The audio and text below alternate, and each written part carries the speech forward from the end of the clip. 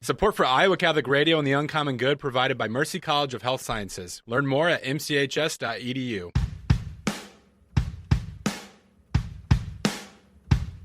Welcome, folks, to the Uncommon Good with Bo Bonner and Dr. Bud Marr. Every week, diving deep into the truth of Catholic social teaching and restoring all things in Christ.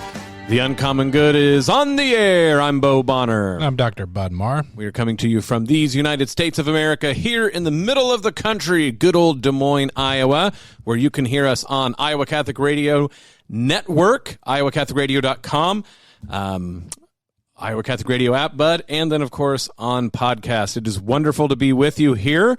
Thank you for listening to the show. My name, of course, is Bo Bonner.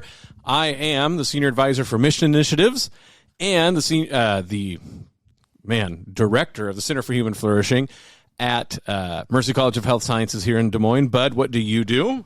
I'm a dean.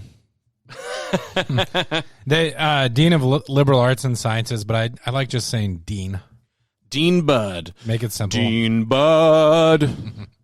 So I work with our faculty primarily in the liberal arts and sciences fields. So if you need to study how to read, write, do arithmetic, I am your man. The free arts. If you want to get free, you got to get Bud on the phone and talk to him about Mercy College of Health Sciences, who underwrites our show, mchs.edu, where you can go check out and see the world according to Mercy. I don't know if that's the right word, but certainly a Mercy world focused through the lens of the Spirit of the Sisters of Mercy, Catherine McCauley, who we've had time on different instances on the show to get to talk about her. But just on that alone, Bud, go to mchs.edu and check out the About Us page to learn about where we came from, what we're about, what's important to us. But then, of course, easy to check out all of the various ways that you can be part of Mercy College of Health Sciences and its endeavor to spread that healing ministry of Jesus Christ to people in the world in need of it. Well, the gang is back together again because we're teaching this fall. Hey-o! Bioethics, and it feels great. There's the whole school's out for summer, but school's back in session after summer. No, it'll be great. We loved co-teaching in the past, and in the last few years, some other responsibilities have kind of diverted us from that, but have a bioethics course on Friday mornings this fall. Hopefully this is the start of a brand new era. I'm trying to think the last time we got to team teach. We've done, of course, the radio show together. We have done team talks, not teen talks, team talks. And I think I can name it pretty clearly. It would have been summer 2017. We did that. We rolled out that intro to philosophy course. Oh my gosh. It was a hot summer, but we were down in the nether basement of the I don't know if that's Brennan or if you're still in Solvin at that point. I think compasses don't work but down there. It's like an entirely different part of geographic strata that we were teaching folks. That was 6 years ago? I know, it's crazy because I did 3 years in Pittsburgh and then I'm coming up on my 3rd year anniversary in Des Moines.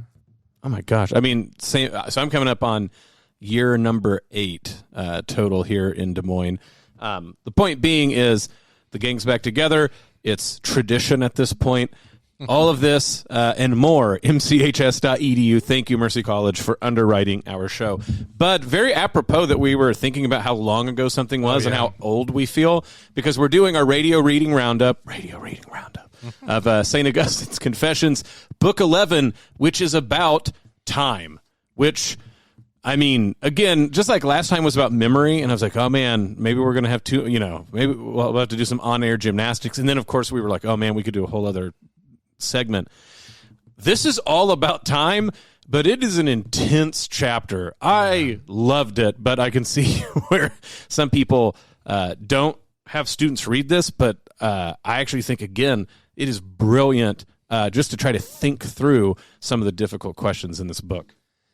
Well, I hope you have a lot to say, because on this episode, I mostly plan to stroke my beard and just sort of stay in the background. I'll occasionally clench my pipe. Well, I can guarantee everyone that we're going to have a good time. Bud, You missed the cue about, at any rate. We're going to have a good time. This is The Uncommon Good. Bo Bonner and Dr. Bud Marr. Stick around. We'll be back right after this.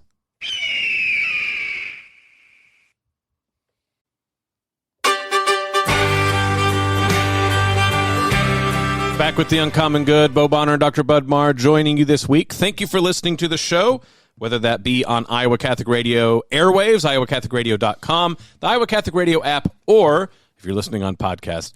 We're glad to have you here. We are continuing our radio reading roundup of St. Augustine's Confessions. We are in Book 11, and Bud, with each step we take into the book, fewer and fewer people have actually read through it. I feel that God He's granted us a gift, I guess I'm going to say. Go bold that way. It's been forever since I read these last parts. I am sure that younger version of Bo, which we'll have a whole question about whether he exists or not anymore, Bud. That's one of the things Augustine asks. I think he barreled through the last chapters, if at all, because I don't remember how deep and rich this part of the book is. But out of the gate, two things to say. One, congratulations, St. Augustine, basically inventing the theory of relativity, which I think we'll get into, and I'm not the only person who says this. My good buddy Steve Barr, Dr. Stephen Barr, who's a brilliant physicist. He speaks a lot over with the Notre Dame Faith and Science folks. Go look up anything he does because he has such a wonderful take on how science and faith go together. But he has an entire article on Church Life Journal. Just put in Augustine and relativity. It's fantastic. I'm going to be referencing it. So good job, St. Augustine, basically being the precursor of modern physics understanding of time. But one more time on this one, Bud. That's a bad pun. Augustine is not just thinking of time because he's a philosopher dork and he just loves throwing stuff out. That would be worth it.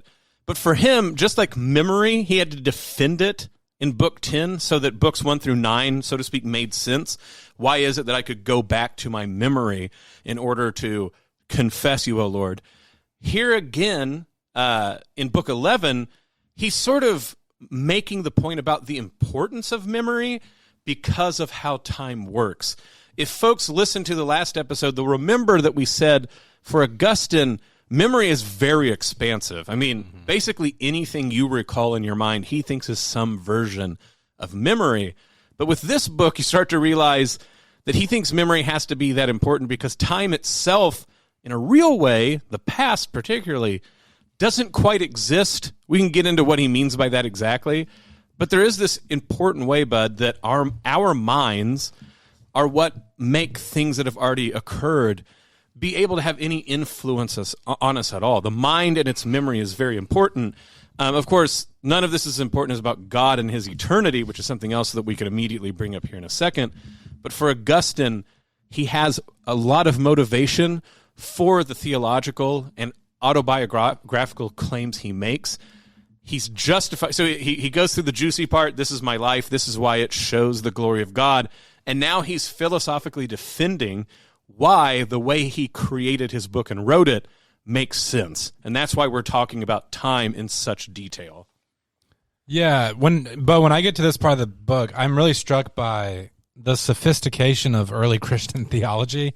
You know, we've pointed out on the show, obviously you don't have to be brilliant to be a follower of Jesus. Like Christ calls people from all walks of life, and we all have different gifts. But I think there is a perception in today's world, especially among skeptics, that Christians settle for easy answers, or, you know, like you can find that in the Bible, and so you don't have to really wrestle with questions because it's all tied up with a neat bow. And when you get to someone like St. Augustine writing in the 4th century, I mean, just very sophisticated philosophy and theology. Next week we can get into his interpretation of Scripture, which I think like really explodes some of the bad ways that we sometimes want to read Scriptures.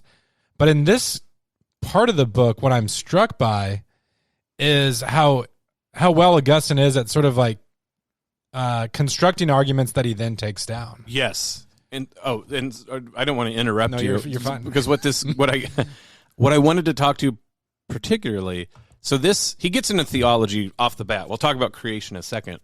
What he shows himself is a brilliant philosopher. Mm-hmm. And precisely, and as you say, creating argument after argument and trying to give it as much weight as possible in order to take it down so that he's not knocking over straw men. I mean, he opens up by saying, he opens and closes with the same thing, that people go, hey, what was God doing before he created things? And by the way, just to clear this up, Stephen Barr pointed this out. So Augustine seems to be, at least where the most popular instance of the joke, what was God doing before he created everything? And the joke is creating hell for people who ask questions that are too deep. But Augustine did not say that. He actually says, I've heard that joke, and it would be rude to say that joke and just leave it at that when people have legitimate questions. Another rhetorically brilliant move, by the way, Bud, because he got to say the joke, but I wouldn't say that. Good job on that one, St. Augustine. So we're not going to be damned to hell for asking questions that are very deep and difficult. And he shows us, he gives us an example of what it's like to deeply question what's going on here. And as I said, he really asks very sophisticated versions of questions that he then will undermine because he doesn't think they work out logically.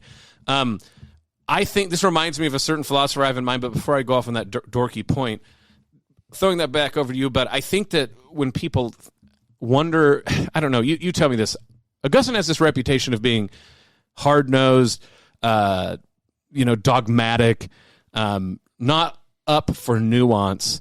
How do people read Book 11 and get that from this guy? Well,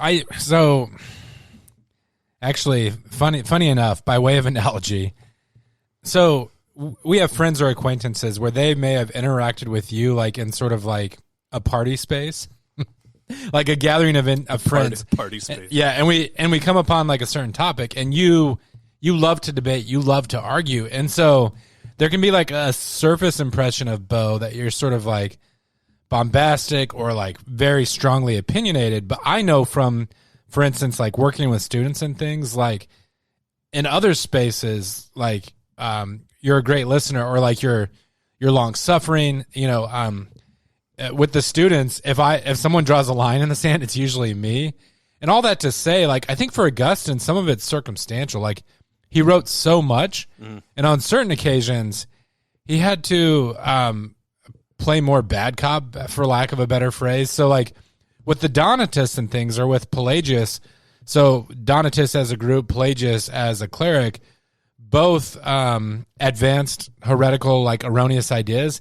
And on those occasions, like Augustine couldn't mince words. Like he felt like with Pelagius, there was something important at stake in terms of how we understand salvation. And so that required a certain level of like forcefulness, take no prisoners type rhetoric. But when he gets into the city of God, or here in the Confessions, especially after he tells his life story, very nuanced, very able to sort of enter into the positions, like I said, that he eventually disagrees with.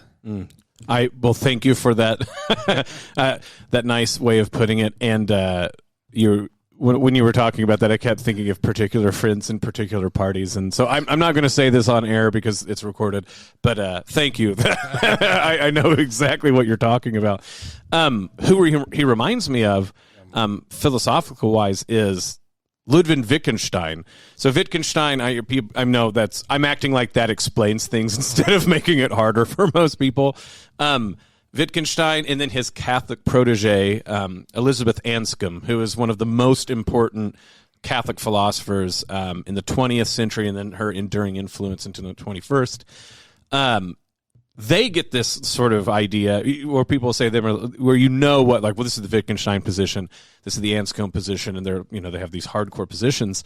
The difficulty actually with both of them is how willing they are to make the case of an opposing argument only to then show how it doesn't work and start all the way over. Wittgenstein very famously in his Philosophical Investigations, which may be one of the most important texts of recent philosophy, actually starts out disagreeing with Augustine. He's disagreeing with Augustine's theory about how children or people learn definitions of words. That's not really quite what I'm getting at here.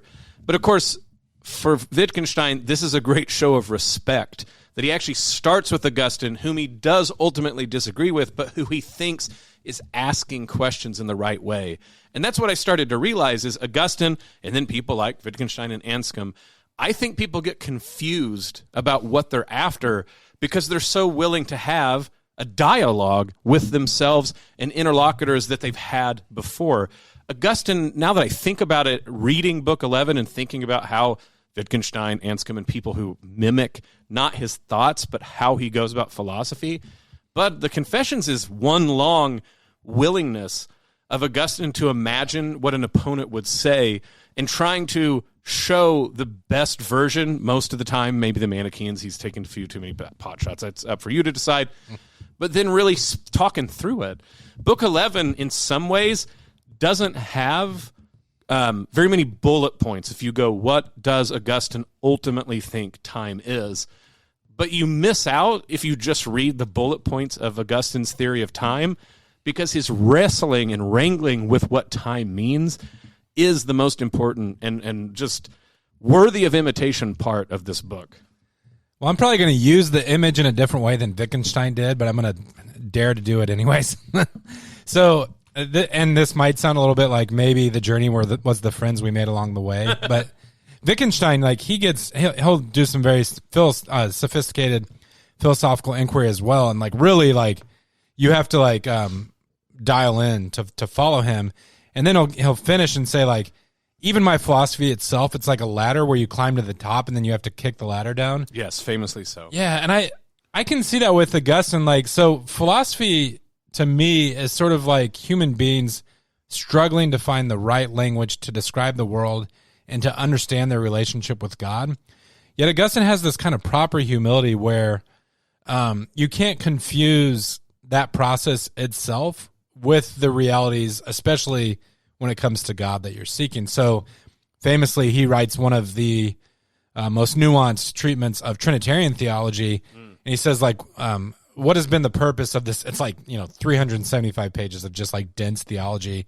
He says, it's not because we presume that we have said anything about God or somehow captured his essence, but such that we wouldn't remain silent. And so Augustine, he says, like, we have this task to seek God, and that inevitably involves putting words to the search, but we never confuse like our own sort of fumblings with the transcendent reality of who God is. Yeah, so once again, I am just reminded time and time again throughout this book that Augustine stays true to who he is. He's very concerned with language. Rhetoric comes natural to him. So even later in the book, and we'll get to this, when he's trying to decide what is a measurement of time, he goes to poetry, and he talks about syllables and feet and lines and things like this.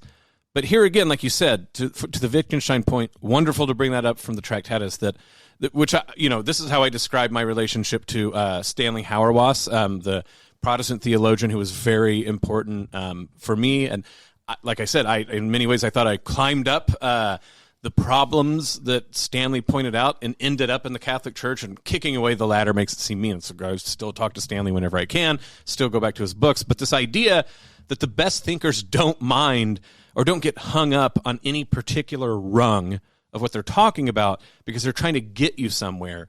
And Augustine does this beautifully, and in a sort of way, again, Redolin of Wittgenstein, Anscombe, Stanley Hauerwas, he's really worried about grammar, Bud. So like he stops and asks us, what do we really mean when we use these words? And how do we make distinction between words that seem like they're the same when they're actually not, or distinction between ways we might use one word multiple ways or multiple times? And he loves examples. So he's like, imagine a person saying this. Imagine this happening. Imagine a voice that's talking and it goes away, but one that keeps talking. And again, examples, the way we use words. To use this as a point of departure, we talk about the beginning and end of creation quite a bit, which is funny because this whole thing about time was brought up because he wanted to talk about creation. So we talk about beginning and end, but instead of beginning end in terms of creation being understood in terms of before and after, what he's really trying to say is it would be better to talk about prior and posterior, which sounds like I'm just using a different language's words to get out of things. But when he talks about eternity and time, when you talk about God being before time, you have to be careful, right? Because that makes it sound like there's time before time, and then we get into this like weird loop. God is prior to time. Now, prior, we can say something is prior to something else and mean that it happened before, but usually what we mean is it is structurally, it is necessary, as it were, that this thing exists in some way for the posterior thing, the thing after, to come into effect. And so I think I'm stealing this from Stephen Barr. He points out the closest we get to a lot of this with mathematics that Augustine is getting into, we never say that 2 plus 2 did equal 4 or that 2 plus 2 will equal 4. 2 plus 2 equals 4. It always does. And that mathematical structure is prior to us using it, counting in the real world. That doesn't mean that, like, on 8 a.m. on August 22nd, 2 plus 2 equaled 4, and then at 9 a.m. I used it to count something. No, the priority of the mathematical reality is prior to any instance of us using it. So when we say in the beginning, which is what he's getting at the beginning of Genesis, God created the heaven and the earth, what we're not saying is, well, that was an event, and before that event, God was doing other things. What we're saying is God and his eternity is prior to all of that, even before you can even conceive of the world beginning. Well, and this is a fundamental point, and it's a reason why Augustine's theology is evergreen. So we're saying Augustine, like, it's amazing how deep he delved into things and his willingness to take on all comers and philosophical arguments. But you might think to yourself, like, well, yeah, but he was dealing with thinkers who lived centuries ago. But there's problems today that he must have been unaware of, or that, like, we can't really, like, what does Augustine have to say to X? But this came up for me the other day, and I think this is really important, even in talking to middle schoolers as they begin to make the faith, to affirm the faith for themselves. God is not part of the furniture of the universe. Right. So Augustine, like, when you say Augustine affirms God as being prior to time, like, he points out that time came into being, so to speak, with the creation of the world. If there had been activity on God's part before then, before using that term loosely, it would have been nothing else but creating. There's like a well-intentioned strand of theology today, and there's a popular version of it that I think leads us even to misunderstandings in prayer and things, where God is sort of like a super being. God is like us, but he just has, like, greater powers. All of the Avengers combined. That's something right. like this, yes. I mean, I was reading, I have on my nightstand right now, A Human-Shaped God, Theology of an Embodied God. This is by an author who gets paid quite a bit of money, has a nice research chair at an English university, and he sort of tries to undo Augustine's great achievement. But God transcends things, and it's difficult for us to wrap our minds around that. But it's really important, even for those of us who do, like, catechesis, to understand that, because sometimes, like, I'll be talking to my children, and they'll ask something like a difficult question, like, how is it that God predestines people to salvation, and yet we're still free? So God kind of, like, elects these things to happen, but we still have true freedom. And you only see that sort of conflict if you see our wills in a competitive relationship with God's. But because God exists before time and transcends the universe, he is the one in whom we live and move and have our being. It's wrong-headed to see our wills in competition with his in the same way that my will might be in competition with Bo's. Yeah, and that's it, is the prior, right? So, as you said, unless God wills, we have no chance of having a will, right? Unless he creates, creation itself does nothing. I think this book is central to not misunderstanding Augustine talking about predestination. Ultimately, that's where I think Augustine, especially when he gets old and grumpy, probably puts things, I don't know if too forcefully is the right word, but I think he sometimes walks himself into maybe traps he doesn't intend. But if we take Book 11 seriously, bud, there is no God decided beforehand, and then so how can we say that we're free? Every instant we live, God has created completely, right? So there is, so we can't even talk about creation unfolding to God. God is prior and instantaneously and timelessly before all moments. So it doesn't even make sense to act like God made a decision and then now we got to wait around until his decision comes to fruition. This is important to understand everything he says, especially in books 1 through 9 of the Confessions, because he's like, you're already there. It seems like it was decided before to me, but as he's going to get to, before even that is a very tenuous thing. So this is The Uncommon Good, Bo Bonner and Dr. Bud Marr. Stick around. We'll be back right after this.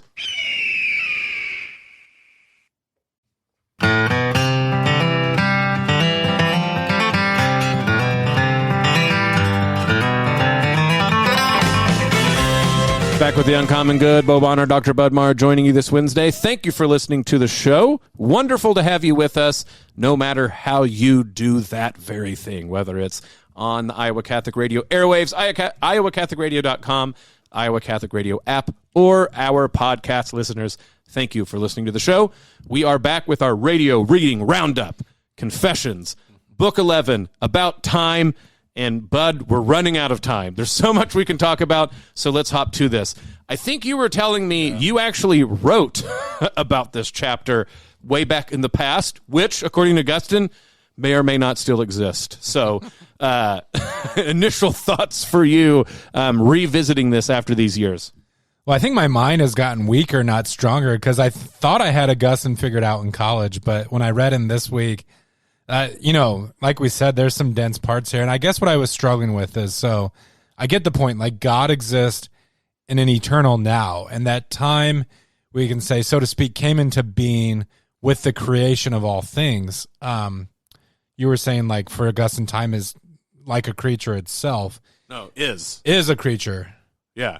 We'll get back to that. But my question, so I'm following Augustine, and then he talks about, you were sort of hinting at this a few seconds ago, that it's not really proper necessarily to say that the past or the future exists, that there's three tenses, because the past is our perception in the present. We have a present perception of the past, and therefore it only exists in some sense in our own minds.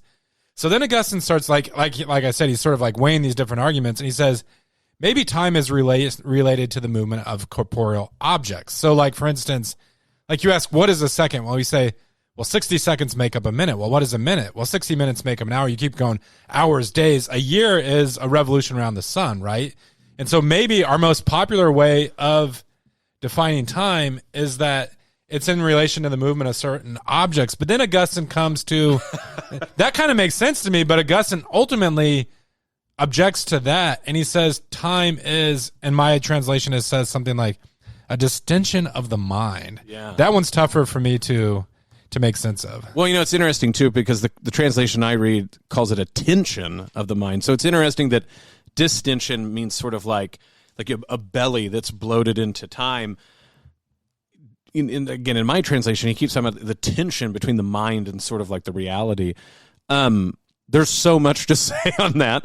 On one thing, right, of course, is we want to say like, a year is how long it takes Earth to rotate around the sun. But the fact we have leap years shows that even that is not quite what we mean, right?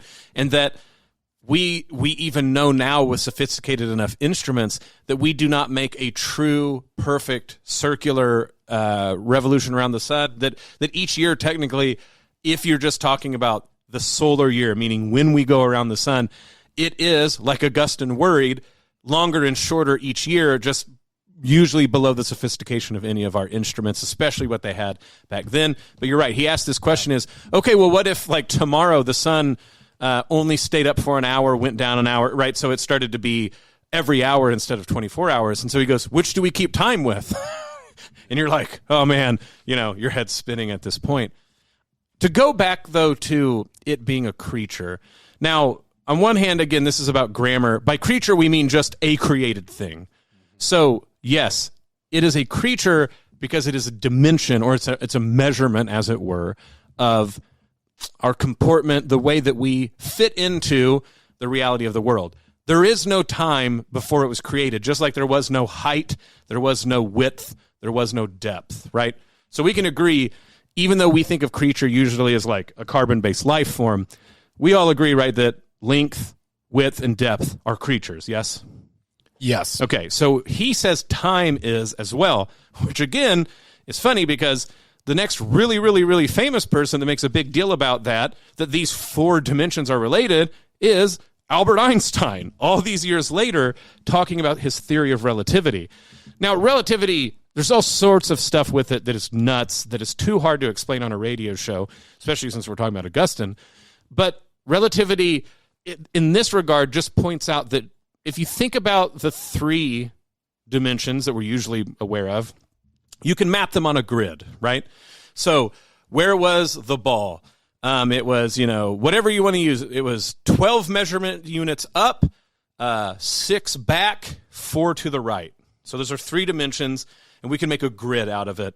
And those measurements, right, you can split them up however you want, but they're sort of in relation to each other. So we're all together on that one, yes? Mm-hmm. What he wants to point out, what Einstein says, is time works the same way. So you put a 4th dimension, so you can talk about the ball being 12 up, 6 back, 4 to the right at 8:05 a.m. Okay, so it's a dimension like all the others, and we can begin to imagine a 4-dimensional grid.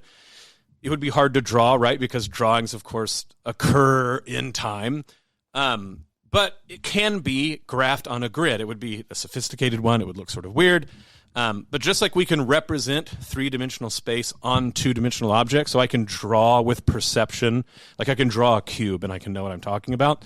We can do something similar with the 4th dimension, with time.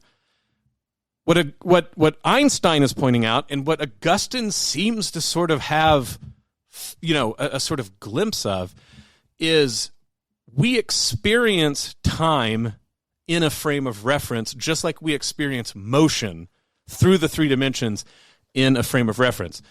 This sounds weird, but why do you feel like you're standing still on an airplane, Bud, when in fact you're going 500 miles an hour? Mm-hmm. And so an easier one is, think about if you're on a train, and let's say the train's going 100 miles an hour. When you get up to walk back to the bathroom, how do you experience motion? Do you feel like you're going 100 miles an hour? No. Correct? That's right. But if I'm an observer looking at you in the train, how fast am I going? 100 miles an hour. So to say that motion is relative is not to say that it doesn't exist or that it doesn't have sort of it's only subjective. It's just to say your frame of reference makes it where how and where you're looking at it and what you're doing. So for instance, you and I are sitting here, but the face of the earth is spinning. But you and I, if we were asked, how fast are we going? What would we say? 0. Yeah. But in fact, if you looked outside of the planet, we're going, okay, time works the same way. The best example I can think of is to say, if you're out drinking your preferred beverage at night and you see a shooting star, and someone asked you, so we all know shooting stars are when stars die. We'll use that broadly. And so if I say, hey, where were you? What were you doing when that star died? You'd go, I was on the back porch drinking my favorite beverage. But the actual fact of the matter is that star died millions of years ago. You weren't even possible as a creature at that point. But it took that long for light to reach you. All of this is in Einstein's theory of relativity. But this is what Augustine is saying is, for us, when we talk about time as a sort of distinction or like attention, it's a relative fact. So I am not around. So I'm not, just like I'm not no longer in a certain coordinates in terms of up, down, left, right, forward, backwards. I'm also no longer in the coordinate. He's not putting it this way. That's how I'm throwing it at. Of what was in the past. That's not there anymore. So to him, he goes, the reality for me of the past is, what I remember, I would add, and what those past events led up to things being here right now. So, for instance, Bud and I are sitting in chairs. They were made a long time ago. So the past coordinates, as it were, that had to happen in the 4 dimensions, length, width, depth, and time, they sort of prepared the capacity for us to be sitting in these chairs right now. But that past is gone to you and me. Now, if you and I made the chair, we could remember that past and bring it to bear right now. But he's not trying to say that that means things are just subjective and like, so the only time that's real is what any one mind is currently interacting with. But relatively, Bud, I am not, so I'm me from all the way back when I was a baby, but that baby is not here right now. That baby, so to speak, adheres in continuity of substance and soul. We can get into like really big philosophical points. But mostly it's through memory, and mostly with that memory, it's others people's memory telling me about it or habits that I picked up. But that reality is not currently here. And I think that's what he means by a distinction into, my mind's distinction into time is the flow of time is mostly you and I and how we experience it. God himself doesn't have a flow of time because he's eternal. So things don't not exist, then come to exist, and then don't exist anymore. For God, all of it is there simultaneously and forever. Well, and there are a lot of important points to make about all of that. But I mean, one of the huge payoffs is that's foundational to how we understand how God saves us. And, when we talk about time coming into being at the creation of the world, like one of the ways in which we do measure time as a relative frame of reference is that we say things grow and they corrupt and they die. God exists in an eternal now. So the theologians, like one way that they say this is God is pure act. And when you first say this sometimes to folks who are learning theology, that just sounds like there's like theologians are sort of putting fancy terminology on God because we can't totally describe him. But the idea of pure act is that there's no potency in God. That so for us, we have certain potencies that we can either fulfill or not fulfill, and we can I have the ability maybe to bench press 135 pounds, and if I take these certain steps, I might be able to do that or build a shed. Whereas God, it's not like God sort of like grows in his knowledge or he becomes more aware of things that already are. Like God, as we say, exists in eternal now. And so this ties all the way back to what Augustine was saying earlier in the book. Like the problem with creating things into like idols is that we try to cling to them and seize them and say like, this thing will provide the happiness that I'm seeking, but that thing is already going into a process of corruption. So Augustine says if we're going to find true Sabbath rest, and the Sabbath is one of his favorite images for the salvation that God provides for us, we have to rest in God. We have to move beyond created things and in some sense like be drawn into the love of Father, Son, Holy Spirit that exists in the eternal now so that we can achieve this kind of stability or stasis that can't be found anywhere in this world. Which is always available, right? So because eternity is suffuse, eternity is present in every moment of time. It's just a matter of us, so to speak, connecting with it, getting there, all these things like this. So that's why,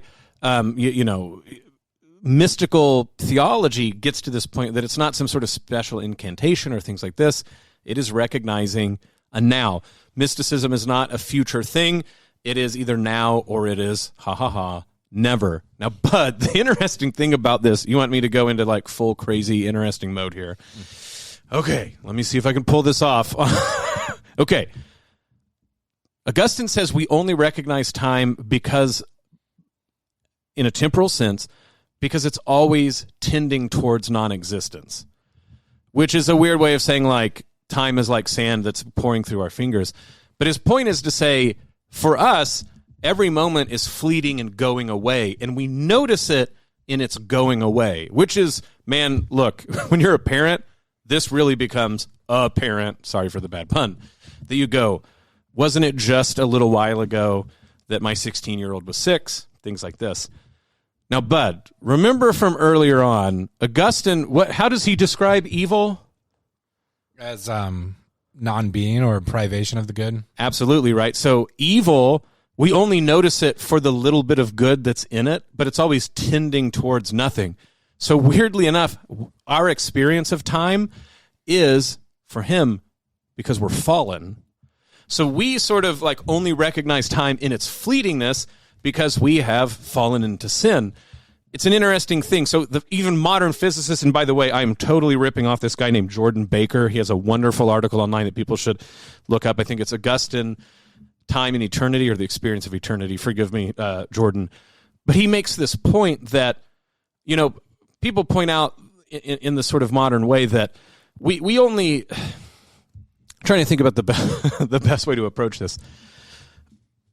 We can walk through the 3 dimensions and rotate through the dimensions, bud, which is why we're never sort of thrown off that each of us have a different point of view when it comes to measuring distance.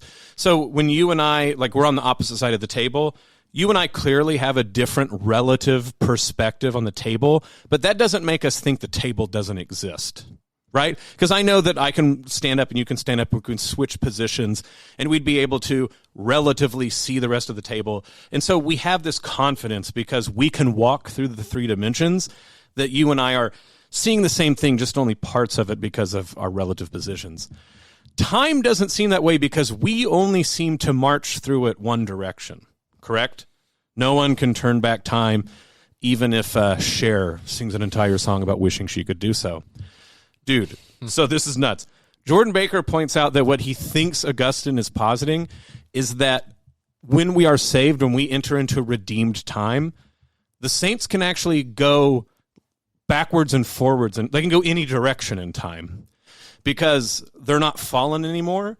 And so just like you and I can walk through 3-dimensional space and we're not freaked out by it because we can go and rotate in any direction, he goes, this is why the saints, us asking prayers, they, so to speak, receive it in eternity, as it were, and then they can move through the dimension of time in a way that we can't because they're no longer bound to it. Dude, there's been so few times lately in life where I've read something and truly talk about, like, I have been thinking about this all the way wrong. If this Jordan dude's right, that's crazy, man. That would explain so much about how the saints help us throughout time, even though presumably their bones are resting in the ground currently. We don't need to, like, think of, like, a place where, like, ghost Casper spirits float around. The saints are, to use a Kurt Vonnegut term, unstuck in time now because they're redeemed. I haven't got the chance to check that all out, but don't you hope that's what Augustine's saying? Or, like, at least an implication of what he's getting at? No, that's pretty great. So a couple thoughts. First off, when you say that eternity is in the present moment, like, that makes complete sense to me. So the way that I kind of, and it does tie into mysticism. So if you think about the happiest moments of your life or some of the most joy-filled moments, so, like, we can think about things like hearing an amazing symphony or seeing a beautiful sunset. One other example, I think at worship, like, there are moments where maybe, like, the priest elevates the host and your perception of those around you and of time altogether seems to recede. I think when we have those moments, like, that is mystical and we're getting a glimpse of what heaven might be like, and we kind of lose that sense of time, and our sort of anxiety is around losing or gaining things in this world. I like that other thought that you bring up about the saints, although what I struggle with, so I get the point about the 4 dimensions, and I think we see this when our Lord, after his resurrection, like, he to the disciples, he seems to sort of, like, enter and leave rooms. Yes. Just, like, almost like walking through walls or just appearing. And I think that's sort of, like, gesturing towards the kind of thing that you're talking about. The transfiguration. But if you're pulled out of time, as it were, how does eternity impinge upon time, or how can it interact with it? Well, so I wish I could tell you that we could, like, solve this 30. problem. Yeah. But what's interesting, of course, is God's. What I like about this is this points out that, of course, God's eternity will still be different than us having eternal life with him, which, of course, has to be the case because we're not going to be synonymous with God, right? Like, I mean, there's all sorts of debates, like, that we're not going to solve on the radio program about what does that mean. Actually, this gets to the heart of a lot of Eastern versus Western Christianity debates, to be honest. But whatever it means, to say that we no longer are stuck in fallen time in one direction towards corruption, but that time becomes a dimensionality like everything else to us. So I'll say this is the analogy I'm guessing, but I'm hoping that the saints can tell me I'm right on this one. Just like the soul is the life of the body, but the soul doesn't need to be physically, like, in the, like, is my soul fatter now than it was when I was 15? No, that's to misunderstand what we mean about the soul being the form and the vital function that makes the body move. I'm guessing eternity has the same relationship to time itself. And so just like we can talk about a resurrected body that can walk through walls, it's seemingly that we can talk about a resurrected body that can go through time in a non-corrupted way, whatever that might mean.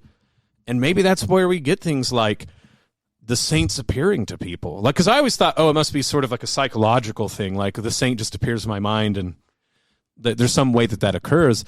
But if they're unstuck in time, wouldn't it be weird if you could appear to yourself if you're a saint? And maybe that's what bilocating is.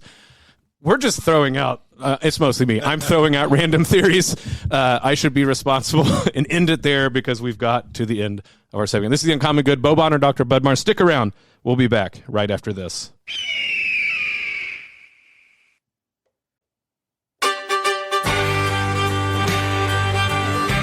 Back with The Uncommon Good, Bo Bonner and Dr. Bud Marr joining you this week. Thank you for listening to the show. I hope you had a good time. If we had tons of money, there would be so many cool songs we could play on this episode. I know. Like the Cher song you mentioned, or what's the one at the end of The Usual Suspects? No, the Denzel, Time Is On My Side. I'm not going to try to sing it. Do you get in trouble with the FCC for singing parts of other songs badly? I hope not. Yeah, I know, because we'll be spending some time in jail. Wow. Bud, it's time to get to announcements. Yeah, if you want to join our prayer life, you should spend some time listening to the radio. We broadcast the Rosary on air at 6 a.m. and 10 a.m. Later in the afternoon, the Chapel of Divine Mercy at 2:55 p.m. You can always use the Iowa Catholic Radio app to pray the Rosary anytime, anywhere. And if you want to have a good time doing things, oh man, we're dumb, with Iowa Catholic Radio and the events that we have going on, I am going to read you a few of the times these things happen, but you can always check out the timing of events on iowacatholicradio.com. September 8th in Des Moines at 7 a.m. at the A.H. Blank Golf Course, St. Anthony Golf Outing. Also on September 8th in West Des Moines at noon at St. Francis of Assisi, the Man Up West Power Lunch. September 17th, once more at St. Francis of Assisi, Alive in Christ with Eucharistic Amazement.